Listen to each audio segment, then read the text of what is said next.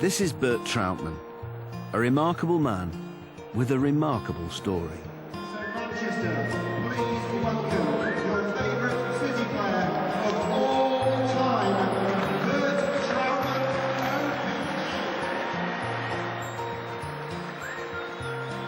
During his extraordinary life, Bert has been a hero and a villain, a German paratrooper and a celebrated goalkeeper, a prisoner of war and a cultural ambassador.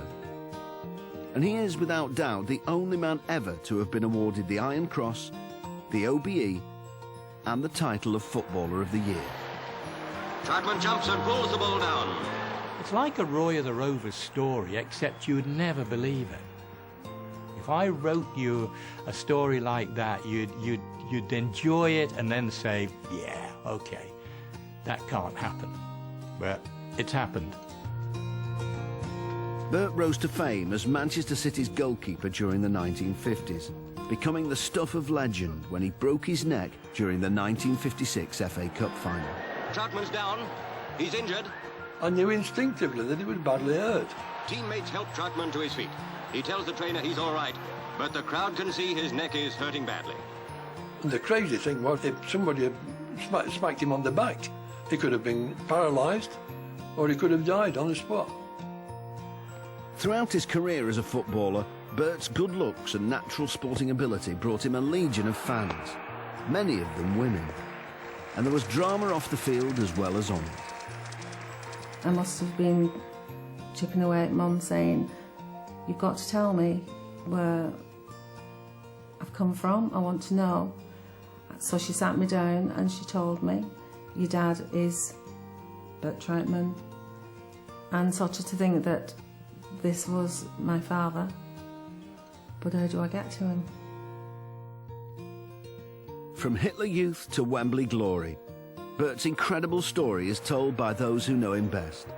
His family, his friends, his fans, and by the man himself. I've always said my education began in the UK. The way I was treated, fairness, kindness, tolerant, you're a special type of people, you're a special type of island.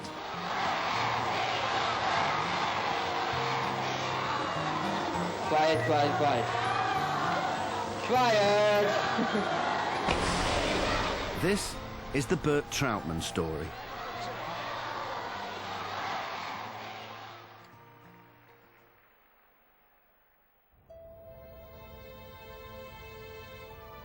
Bert was born Bernhard Karl Trautmann in Germany in 1923. It was a time of great political unrest in a country struggling to recover from defeat in the First World War. We experienced inflation, recession, 7 million people without a job. And of course, there were clashes between political parties and so on. There were times where we couldn't go to school because of fighting on the streets. But it was, frightening, actually, as a young boy. Despite the troubles, Bert had a happy childhood, growing up in Bremen with his parents and younger brother Karl-Heinz. Then, in 1934, the family adopted Bert's cousin Helga. Still living in Bremen today, Helga has fond memories of the boy she knew as Bernie. Bernie war erstmal ein sehr hübscher Junge. Die Mädels mochten ihn alle gerne. Und ich auch als Cousine. Er sah aus, groß, schlank, blonde Haare, blaue Augen.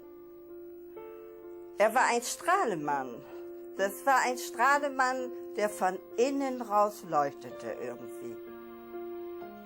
Und er nahm mich viel in die Arme und knuddelte mich. Und er war auch sehr sportbegeistert. Sport has been my life, all my life. My father took me you know, to football matches. I was 4 or 5 years of age, and I became an active playing member at the age of 5 years, you know, for the local football club.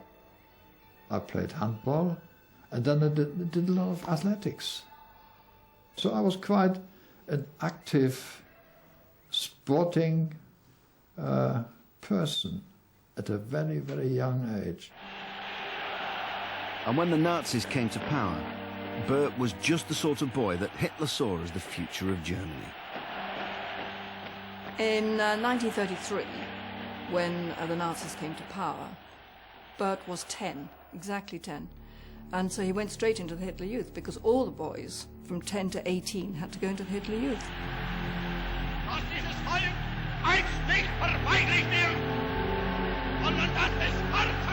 Of course, Bert, with his blonde good looks and his natural athletic talent, he was the perfect Aryan specimen as far as the Nazis were concerned, it has to be said. But he was just a 10-year-old, he knew nothing of that. He just loved the Hitler Youth because it was fun, it was adventure, and it was sport, sport, sport. People are sometimes stupid and crediting us, you know, being a Nazi, which I think is absolutely stupid at 10 years of age. You have no mind of your own. All you wanted is adventure.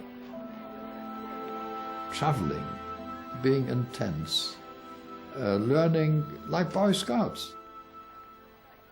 Of course there was indoctrination, but they didn't reach us all. By the time he was 15, Bert had finished second in the entire Reich in the long jump, the 60 meters, and grenade throwing. The latter, the ideal achievement for what was to come next.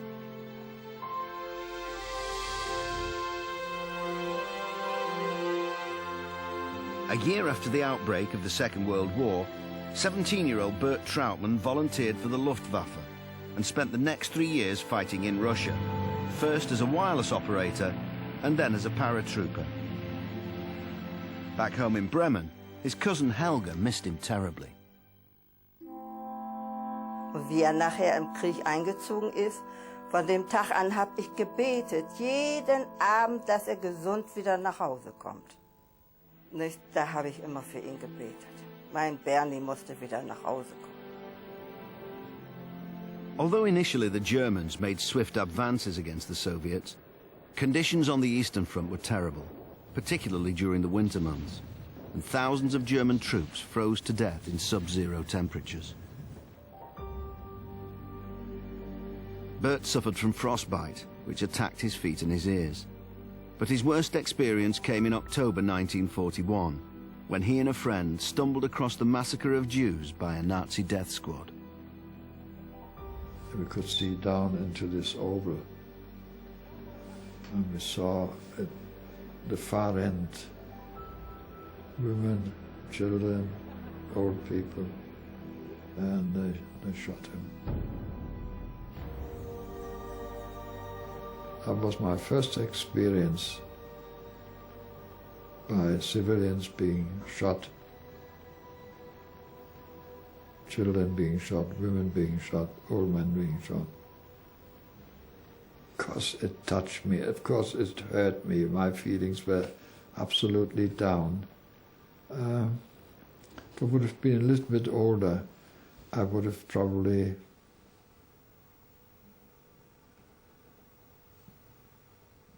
committed suicide or something like that. The tide turned for the Germans in Russia after their defeat at Stalingrad in February 1943.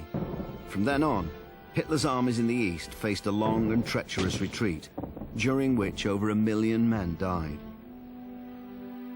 Fortunately, Bert was given unexpected leave, and after the horrors he'd witnessed, this brief return to Bremen and to the sanctuary of home couldn't have come at a better time. His cousin Helga was looking out of the kitchen window as he approached.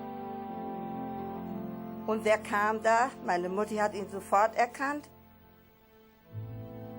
Bernie, komm, Bernie, komm.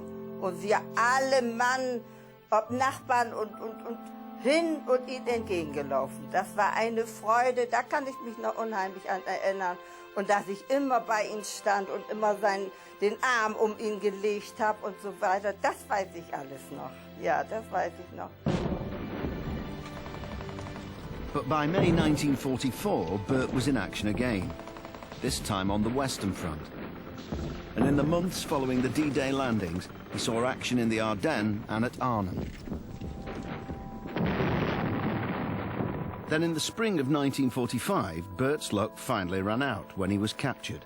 First by the Americans, who in the chaos of war let him go, and then, as he was making his escape, by the British. They were surprised, I was surprised, but, you know, I stopped dead in my tracks, and they looked at me, and one got up, got hold of me, and the other said, "Oh, Fritz, you want a cup of tea?" By April 1945, Bert's war was over. But as with any boy's own story, there were still plenty of adventures ahead as he began his new life in England. But just how did this German prisoner of war make it to Wembley glory?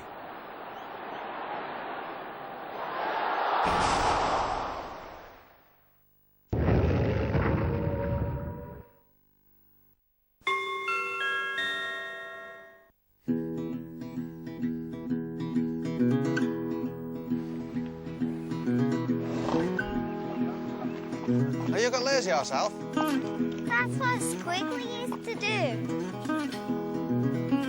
It's good, this. It's got your meat on it, isn't it?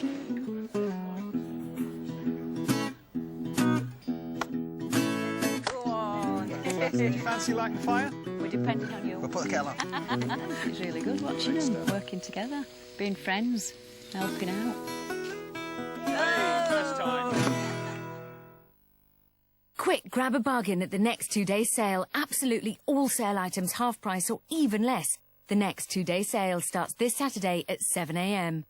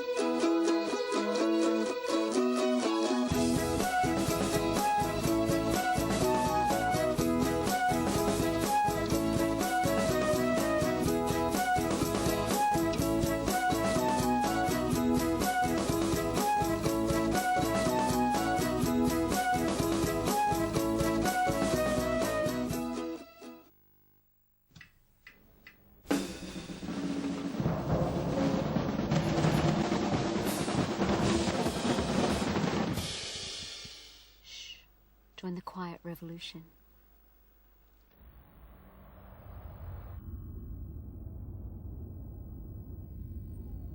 The world's first full hybrid luxury compact car, the new Lexus CT200H.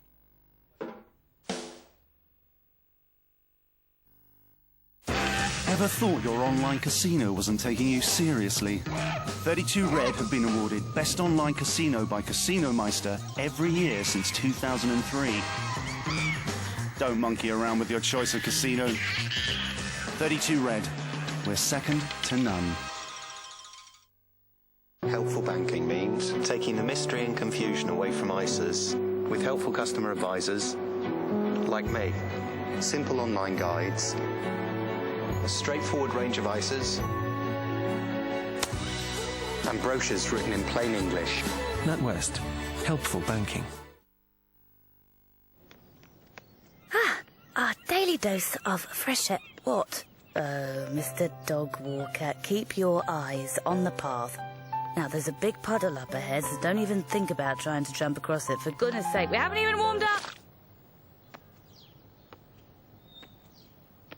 I hope he hasn't noticed. He has. When it comes to looking after you, your gut knows best. That's more like it. Yakult. Listen to your gut. I give my chickens a better quality of life. My turkeys have more space, natural light and a healthy diet. And my pigs have higher standards too. That's right, pigs do have standards. All our fresh chicken, turkey and now pork has raised to our Elmwood higher welfare standard. And right now our Elmwood pork shoulder joints are half price. Great food within easy reach. The Cooperative. Good with food. Cigars? Yeah, I'm fresh out. Who you know there's a war on? They're overpaid, oversexed. You ladies want to ride? And out of their depth. Jim, I fancy you again. Do you understand? I understand that you love me and I love you. The classic wartime series. We'll meet again, weekdays at 4 on Yesterday.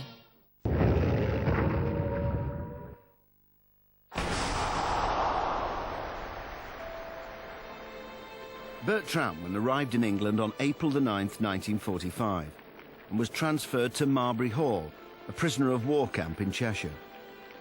Like all German POWs, Bert was put through a process of screening, a system of interrogation set up to determine the strength of a prisoner's belief in the Nazi cause. You'd have white, grey or black.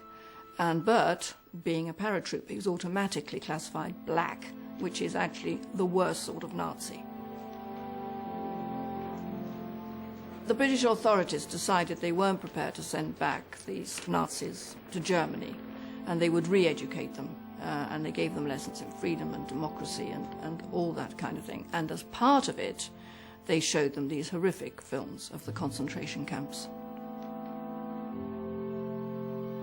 They took us into Nissenhut, and we saw a film of Belsen, other concentration camps, and I couldn't believe it. And, you know, you think, how can your own people do that to other human beings? It was terrible.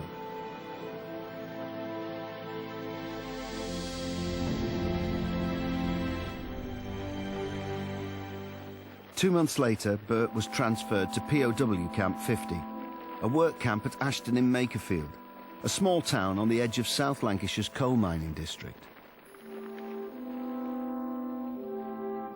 Bert was given the job of camp driver, and among his responsibilities, he regularly had to drive out to farms with a sergeant called Bloch to check on the condition of the prisoners who were working on the land. And what he saw surprised him. The Sergeant Bloch would ask the German POW, "Are you happy with your farmer?" I could never fathom that. I could never grasp that. But, Christ Almighty, you know, they're a prisoner of war, and he's being asked, "Is the farmer treating you okay?" Just imagine that in Germany, it would have kicked you behind, you know, if you would have done that. It was while Bert was at Camp 50 that he received the first of many letters from his family in Bremen, desperate to know how he was and when he would be coming home. But Bert's life was about to take another unexpected turn. So one day in 1946, there was a Scottish camp guard who was mad about football, and he organised a football match between two POW teams, which was a terrific success. And although fraternisation ban was still on then, you couldn't talk to the locals, he did manage to let some local teams come along, and they played the POWs. To begin with, Bert played centre-half, but after suffering a slight injury, he swapped places with the regular goalkeeper. And history was in the making. Soon, crowds of up to 2,000 curious fans were flocking to see the German prisoners play. And with unofficial fraternisation like this taking place around the country, some people began to question whether it was right to keep the Germans here at all.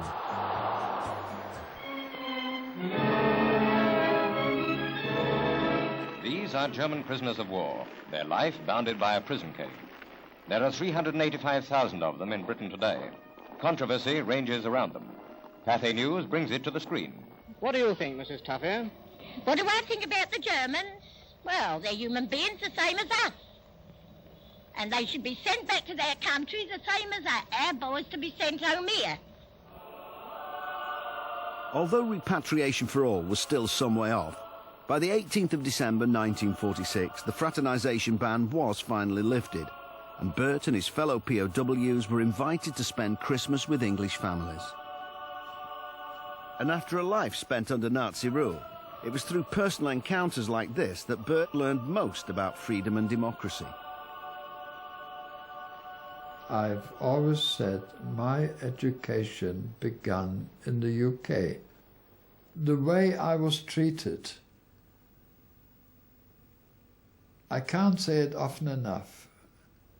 Fairness, kindness, tolerant. You're a special type of people, you're a special type of island. Meanwhile, football matches against local teams continued, and games were often organised to raise money for charity. All the while, Bert's good looks and natural ability were beginning to draw a good deal of attention, particularly amongst the local girls. 18-year-old Marion Greenall lived with her family in Bryn, a small mining town a few miles from Camp 50. Teams local had played the Germans, you know, and but I was only interested in him in goal. To me, he was a man, not a German. He was, you know, and he had to fight just like I was had to fight. I wasn't bothered about him being a German. That I just fell for him and that was it.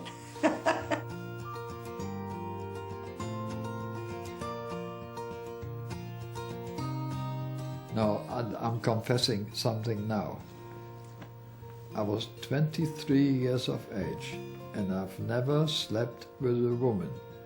And of course, there must come a time where you have to sleep with a woman. Well, it was the first time we made love, and I don't know still today how it happened, but it happened, you know, I don't know. And then little Frida come along. When she told me she was pregnant, at first I didn't know what to say, obviously, because I wasn't, you know, I hadn't been out with a lot of women, and I thought I was going to marry her, the honourable thing to do, obviously. By the end of 1947, 250,000 POWs had been repatriated to Germany. Many had come to Britain as Nazis, but following their re-education were going home to help build a new democratic Germany. But another 24,000 decided to stay in Britain. There was still plenty to be done to rebuild the country, and the government offered money and housing to any ex-POWs who wanted a year's work. Bert was one of them. At first, he got a job on a farm, and later became part of a bomb disposal unit. But for the first time in his life, he felt free.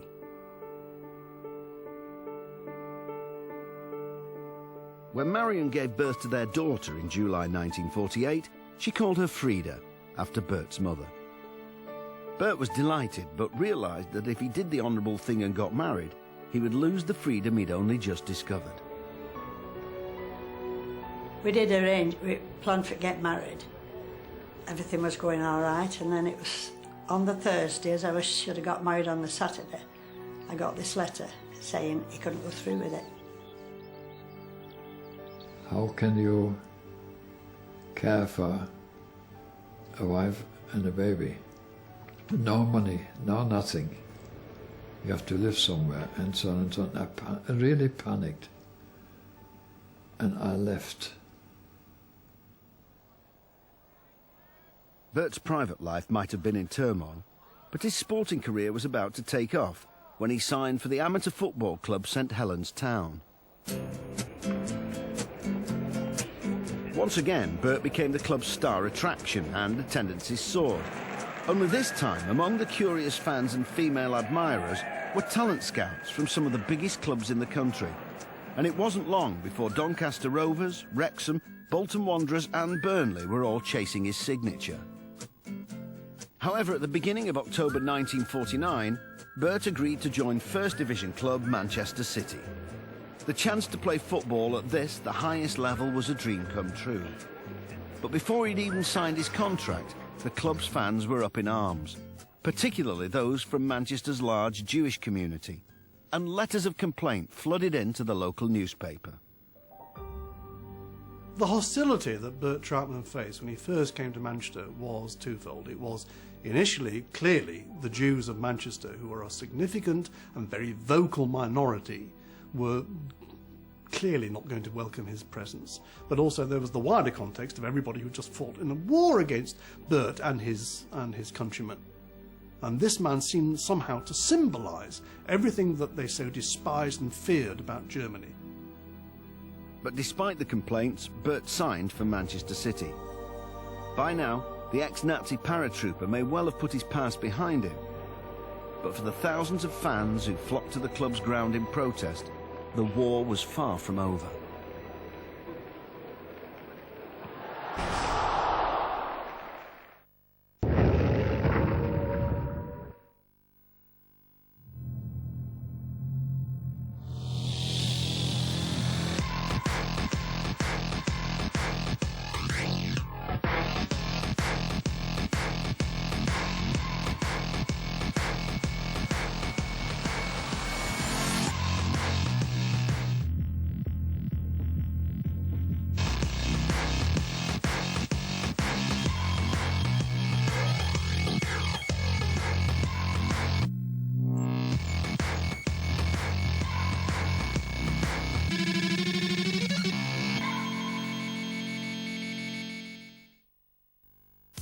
There once was a wearing road that wouldn't let drivers get very far. It wore out their tyres, so they had to be replaced time and time again. Then along came the Michelin Man, who reminded them, the right tyre changes everything. And with long-lasting Michelin tyres in place, that wearing road wasn't a problem anymore. Michelin Energy Saver lasts 6,000 miles longer than its main competitors in key tyre sizes. Michelin. 1, 2. 1, 2, 3, 4. Help yourself to salad.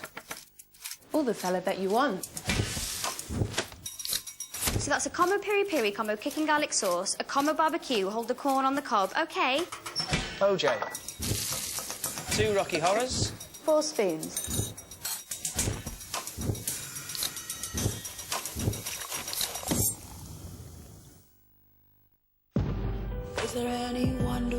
With BT Infinity, you and your family can now do more online all at the same time. Whether it's watching HD quality movies, super fast gaming, or just having a chat, most of our customers are already enjoying at least 3 times faster speeds. Super fast fibre optic broadband. Infinity, only from BT. Join now. Ever thought your online casino wasn't taking you seriously? 32 Red have been awarded Best Online Casino by Casino Meister every year since 2003. Don't monkey around with your choice of casino. 32 Red, we're second to none.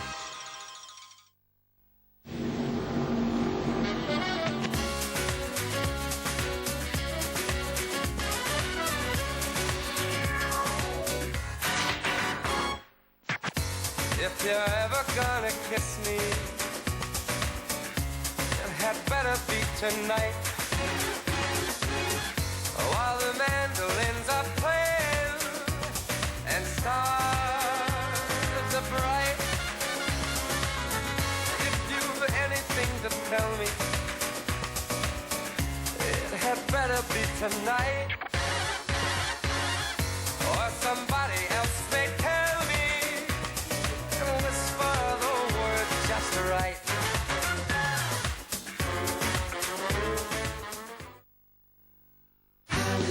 Welcome back. Today we're talking about Halifax's range of tax-free cash ISAs. Isa. ISA? Let's kick it. Isa, baby. So, tax-free ISAs, a great way for you to make the most of your savings. Isa, baby. By keeping all of the interest you earn. Get a great ISA rate of 3% AER with Halifax ISA Direct Reward. For Detective William Murdoch, there's no case too large. The Minister of Defence? The Americans must never find it. Or secret too deep. I know everything you've been up to. Nobody's neutral, Detective. I found it. Join the original crime scene investigator in all new cases of Murdoch Mysteries. Tuesdays at 9, only on Alibi.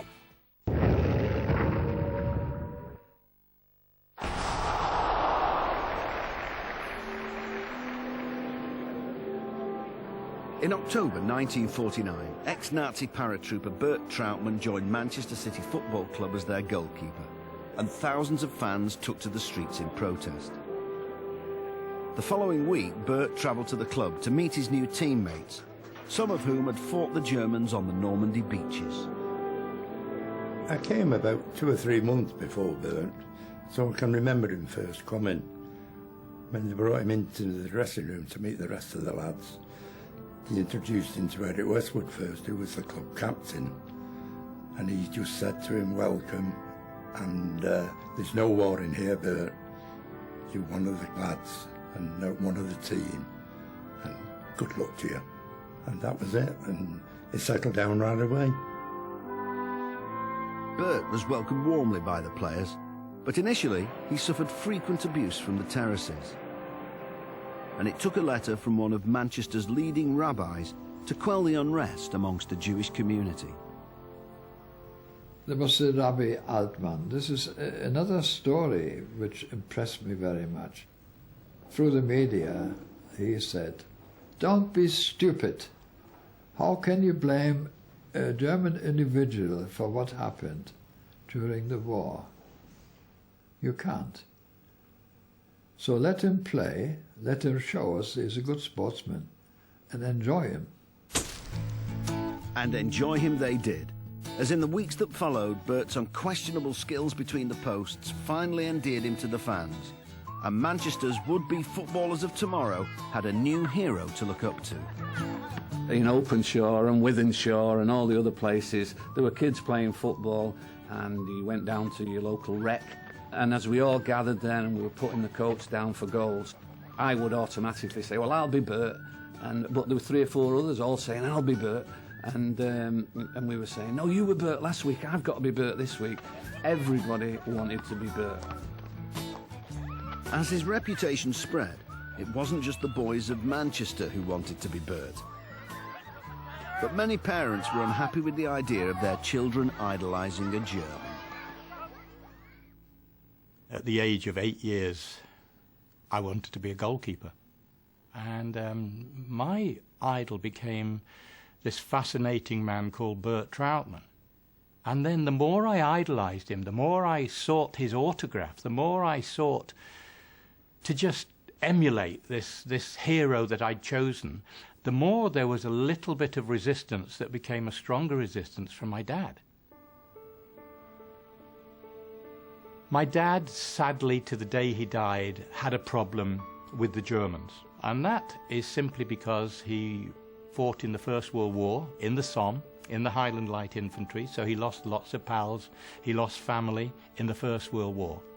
And then just to almost make it far worse for him and my mum was that when it came to the Second World War, my 2 eldest brothers, Jock and Bill, were shot down and killed by the Germans. And that is why that I could always understand how he was reticent in a way to my having a German as my hero. In January 1950, Bert played his first match in London, when Manchester City travelled to Fulham. The capital had been bombed relentlessly during the war, so Bert was expecting a hostile reception, both from the fans and from the national press. But he needn't have worried. Trautmann gave such a fantastic display of goalkeeping, heroic goalkeeping, that at the end he was applauded off by not just City supporters but Fulham supporters. And that seems to be, historically, in retrospect, the game that seemed to turn it for Bert. And Bert from then on became the hero that he genuinely was. At the beginning of his career with Manchester City, Bert lived with the St Helens Town club secretary Jack Fryer and his family. and in March 1950, he married Jack's eldest daughter, Margaret. 7 months later, she gave birth to a son, John. This was the first son, lovely boy. Fathers, we always think about our children. They're very clever, very intelligent, very humorous. He gave us both a lot of pleasure. After a disappointing first season, Manchester City were relegated to the second division. And in November 1950, newsreel cameras filmed this away match against Blackburn Rovers. Bert isn't mentioned by name, but this is his first, albeit brief, appearance on screen. The City kicked off, and it wasn't long before the Rovers started scoring. Crossan, receiving a perfect pass from Graham, had no trouble in heading the ball into the net. The home supporters were far from displeased.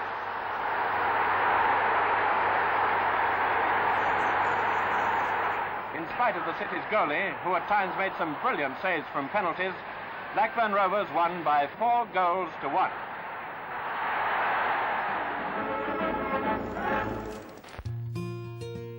By the end of that season, Manchester City had regained their place in the First Division, thanks largely to Bert, whose bravery impressed all who saw him play. I mean, he sort of perfected this stylistic thing of coming out to block an opposing forward and diving at his feet, therefore putting his body at risk all the time. Bert had this philosophy that just look for the slight miscontrol. If it gave you an opportunity, bang, head first, and that was the element of surprise. He used to tell me about when he's training as a German paratrooper, how he'd learnt to dive and fall, and of course he'd fought the war in trenches and things, so fear wasn't on his agenda when it come to diving at forwards' feet. In 1955, Bert made sporting history when he became the first German to play in an FA Cup final. And not only was he playing in front of royalty, but also his parents, who'd made the journey from Bremen to cheer him on. It was a thrilling occasion. We were the first ones who came with a full tracksuit onto the pitch. But when you walk onto the pitch, despite having tracksuit on, you've got goose pimples all over your body. The City in white shorts kick off, and the game of the year is on. Among those playing in the cup final, the first German to do so is Bert Trautmann in City's goal. In 55 against Newcastle, you know, we were favourites to beat Newcastle, but as so often happens, the favourites get beaten at Wembley.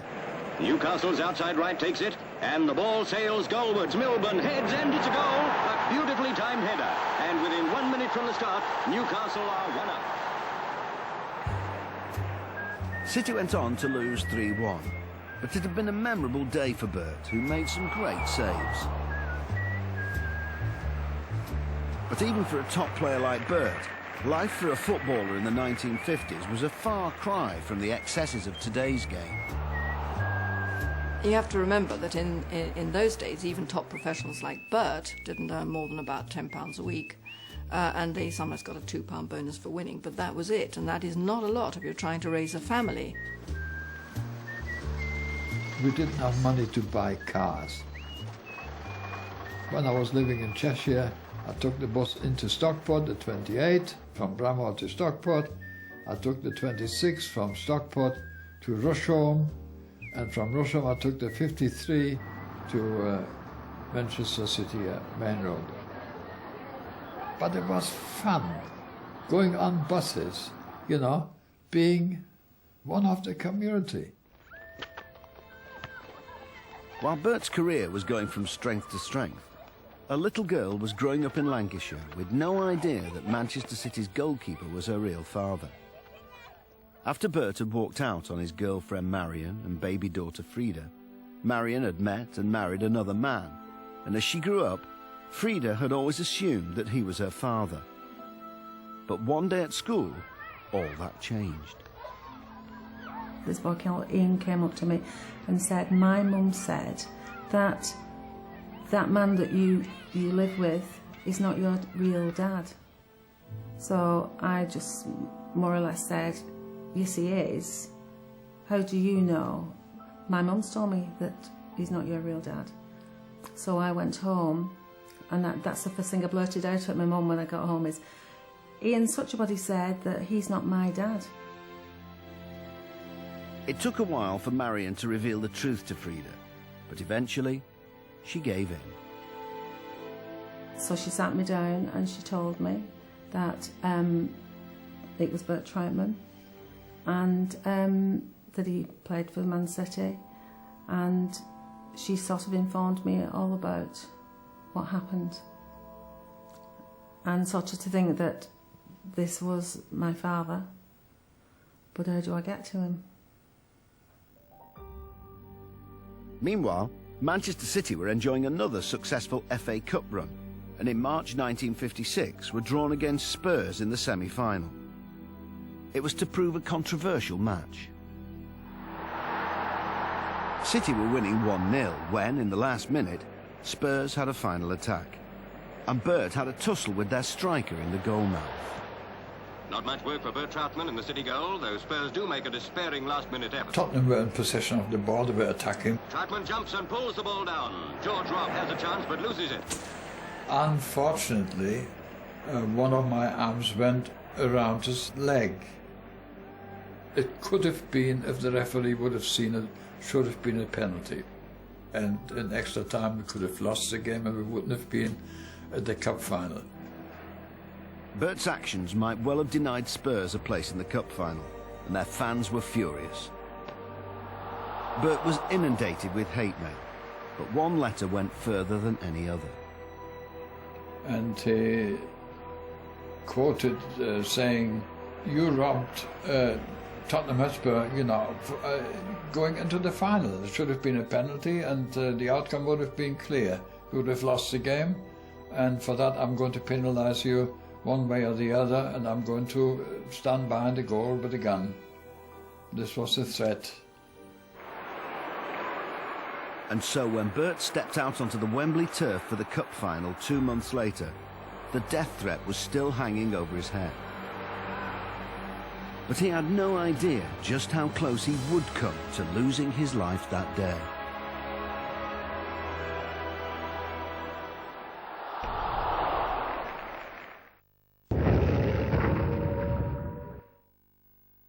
Wick's paint range has over 100 emulsion colours, including exciting new additions for 2011. It's got our name on it. Wick's.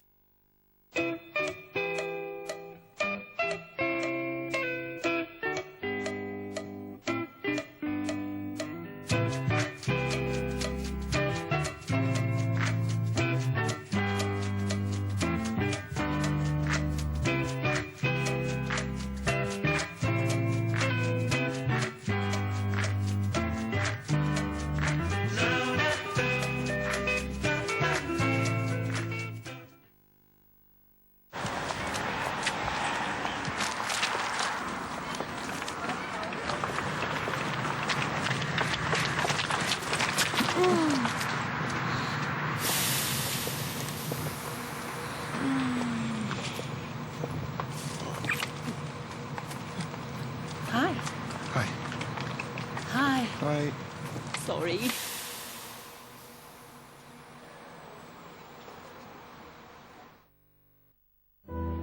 You know how all the great stories start. Are you sitting comfortably?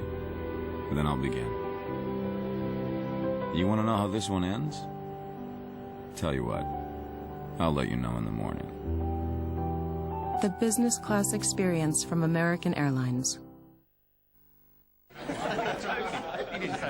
Seriously Strong is a cheddar so intensely delicious. I don't know if it's mine.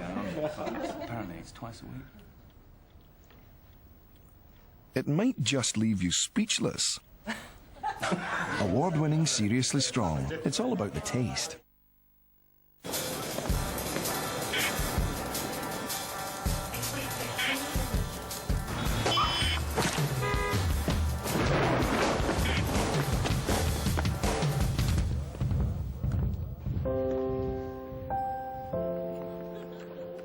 The one you can rely on.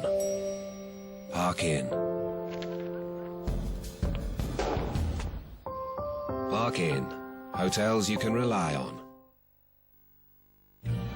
Who can know how you'll spend your days? The ups, the downs, the kids you'll raise. All the things they'll bring. We can't predict everything life will throw at us. So isn't it useful somebody has?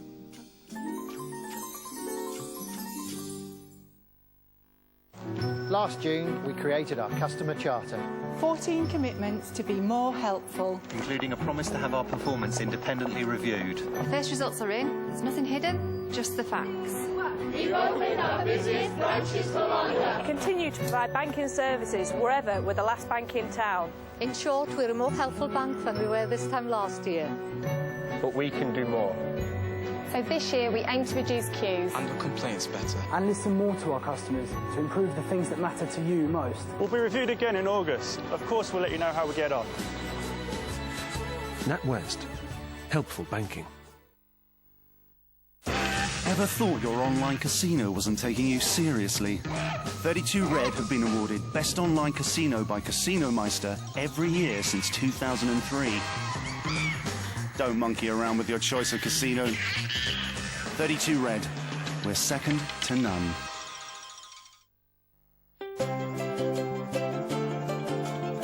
It's time to help tomorrow take shape. So complete your census online or drop it in the post. Cigars? Yeah, I'm fresh out. You know there's a war on. They're overpaid, oversexed. You ladies want to ride? And out of their depth. Jim, I fancy you again. Do you understand? I understand that you love me and I love you. The classic wartime series. We'll meet again, weekdays at 4 on Yesterday.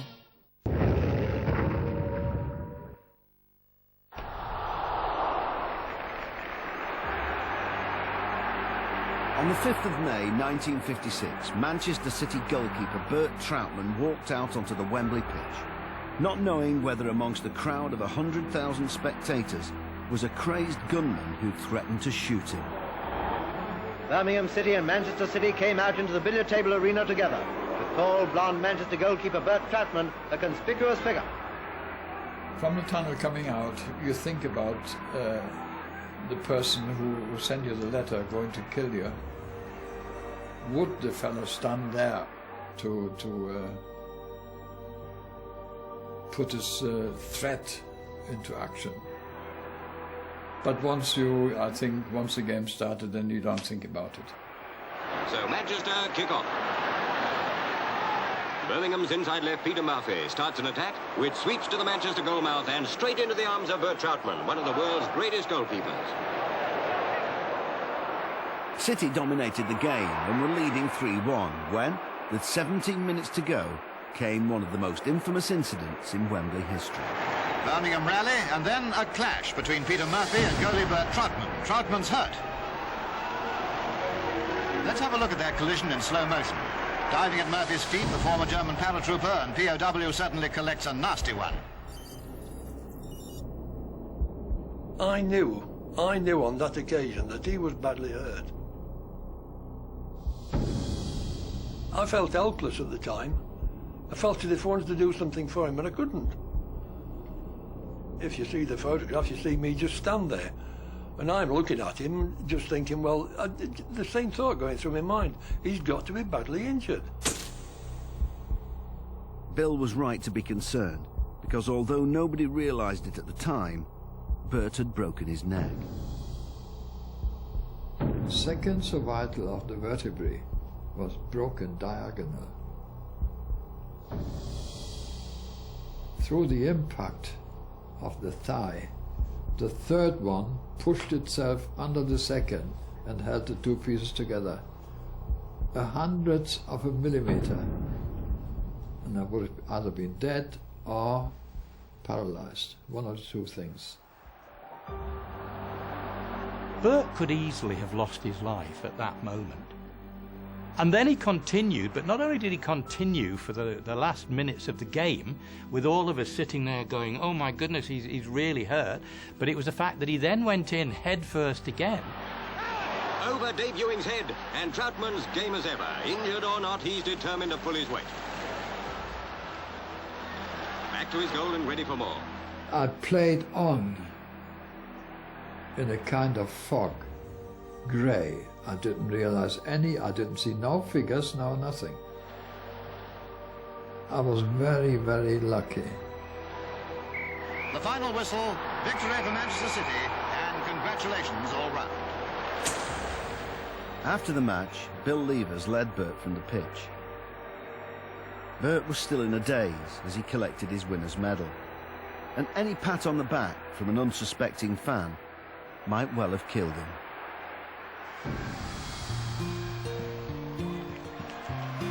2 days later, the cup-winning team paraded the trophy in Manchester, and Bert, who still didn't know that he'd broken his neck, received a hero's welcome.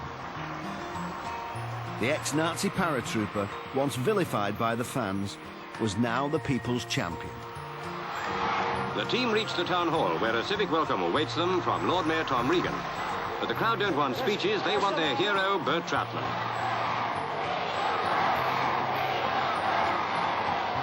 Bert can't get a word in either. Quiet, quiet, quiet. Quiet!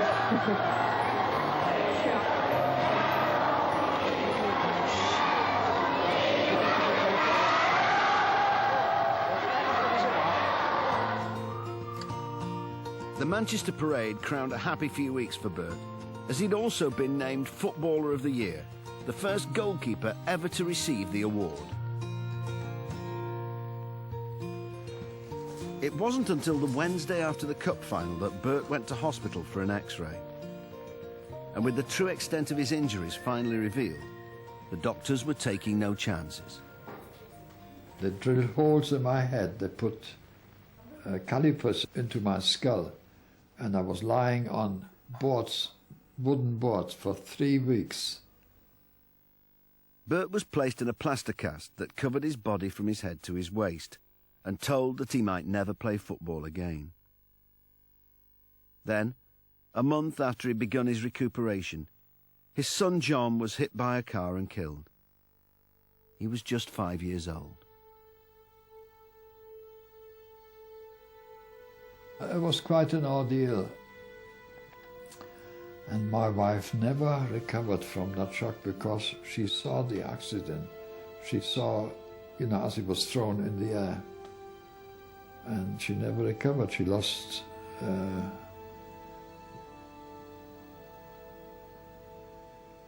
she didn't want to live. And she died of a broken heart.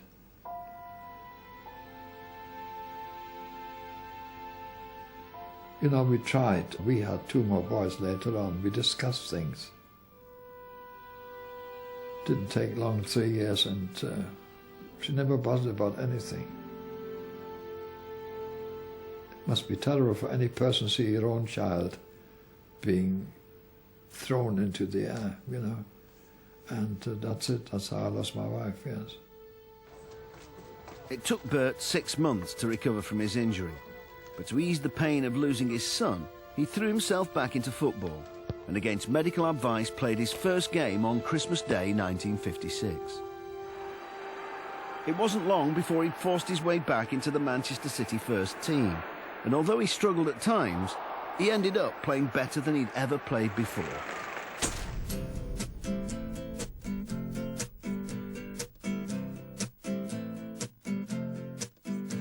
Bert finally hung up his boots in 1964 at the age of 42, and after a brief spell in management, he spent 16 years travelling the world, coaching third world teams with the German Football Association, and took Burma to the Olympics in 1972. Later, he set up the Bert Trautmann Foundation, a charity whose aim has been to nurture Anglo-German relationships through football, a fitting role for the Nazi paratrooper who fell in love with England. In 2004, he was awarded the OBE for his work. Today, Bert has remarried and lives happily in Spain with his wife. But there's also another woman in his life, because in 1990, with the help of a national newspaper, Bert and his daughter Frida were reunited. It's something beautiful. It's like we've never missed a day. And we love each other, very much so. My life's complete now. I think if I'd never met him, there'd always be that in the back of your mind. So what if? But I don't need to worry about that now because the what if is a reality. And after their happy reunion, Frida arranged for Bert to meet up with her mother Marion, the girl he jilted 42 years before. And when I came in, he just stood up and he put his arms around me and gave me a kiss. And I come in here and he come in here with me. And then we had a little talk there.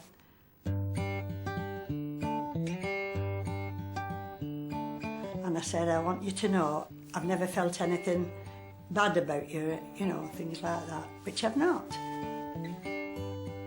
I didn't hold anything against him because I loved him, and I still do in different, you know, a different way now, but I'll always feel that way about him, always. It's been a long journey for Bert Trautmann, from the streets of Bremen to Wembley glory and beyond. And he's left an indelible mark on many of those whose lives he's touched along the way.